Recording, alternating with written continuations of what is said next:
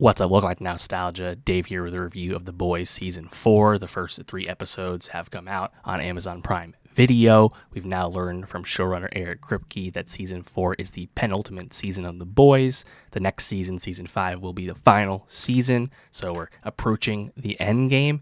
And it's just great to be back with The Boys 2 years since the last season. But since then, of course, we got the first live-action spin-off of The Boys, Gen V, also on Prime Video. And I thought that was a really successful spin-off in kind of all regards, but still directly tying into the main Boys story in, I think, a pretty meaningful and satisfying way. And I'm looking forward to seeing more Gen V when we get Season 2.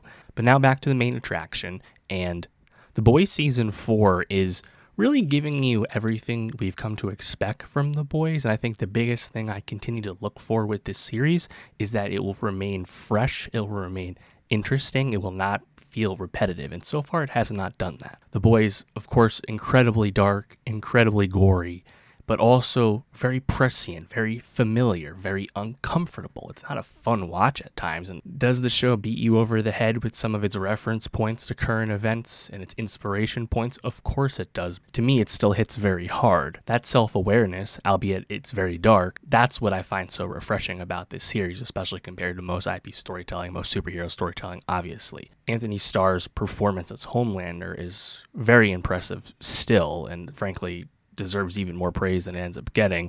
We know The Boys is memeable. Everything about the show is kind of clicking. Some new stuff this season, Jeffrey Dean Morgan approaching, obviously plot progression. Nothing shocking per se. Along those lines, I hope The Boys can find a way to maintain high stakes.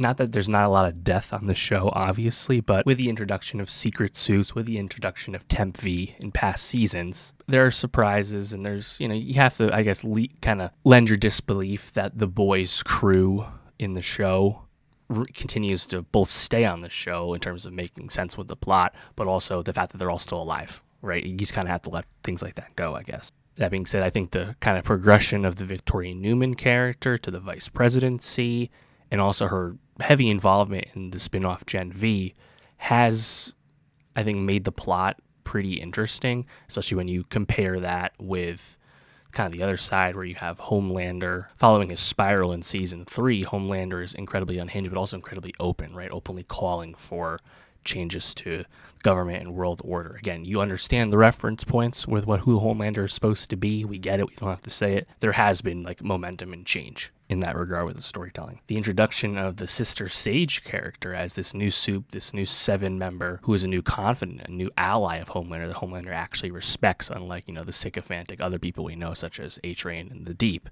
Sister Sage, also incredibly scary character to see, right? The intellectual brain thinker type that openly will associate and prop up an obviously evil bad actor. One thing I'm curious to see how it progresses, in the first episode specifically, you see the kind of open conflict following Homelander's trial, where you have the Homelander supporters and then kind of the opposite side being propped up as the supporters of Starlight, of Annie.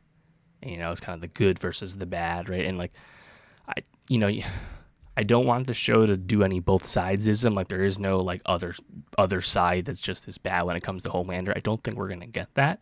So we'll see, because ultimately The Boys has never shied away from the bad guys winning, from the darkness, right? I'm not expecting that to change. And given that we're in an election year, it is a particularly gloomy time, unsettling time to watch The Boys when you understand what The Boys is saying and what it's relating to in real life. Some other stuff, new Black Noir, a new character, a new suit playing Black Noir. We'll see if that amounts to much besides Noir being in the background like he usually is. The Deep, still maintaining the relationship with the octopus in secret. We'll see what happens. And I think the other probably central premise, right, beyond the core plot progression, is the dueling fragmentation of Butcher's psyche and Homelander's psyche. Homelander kind of having the midlife crisis as he is in fact aging, and then Butcher literally is dying due to his abuse of Temp V last season. Butcher has brain tumors. Butcher has less than a year to live. Butcher clearly is talking to himself, seeing visions. Things are not well. So we'll see what happens with all of that.